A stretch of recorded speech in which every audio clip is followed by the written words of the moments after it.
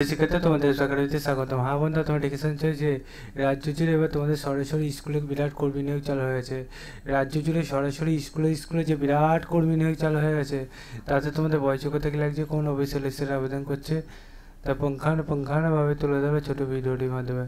তাই ছোটো ভিডিওটি সবার কাছে রিকোয়েস্ট থাকলে স্কিপ না করে পুরো দেখো, এবং তোমরা যদি এরকম ভিডিও পেতে চ্যানেলটি অতি অবশ্যই সাবস্ক্রাইব করে নিয়ে ভিডিওটি প্রচুর শেয়ার করে দাও। চলো বন্ধু শুরু করি মূল্যসাটি। তোমাদের এই যে ভ্যাকান্সি বার হয়েছে, এই ভ্যাকান্সি তোমাদের একটা অ্যাপ্লিকেশন ফর্ম দিয়েছে, সেই ফর্মটি সুন্দরভাবে ফিল আপ করে যথাসময়ের মধ্যে আবেদনটি করে নেবে। ঠিক আছে বন্ধু, যথাসময়ের মধ্যে আবেদন করে দেখে পড়ে বুঝে তো শেয়ার করো। ঠিক আছে, চলো শুরু করছি মূল্যসাটি। তোমাদের এই যে ভ্যাকান্সি বার হয়েছে,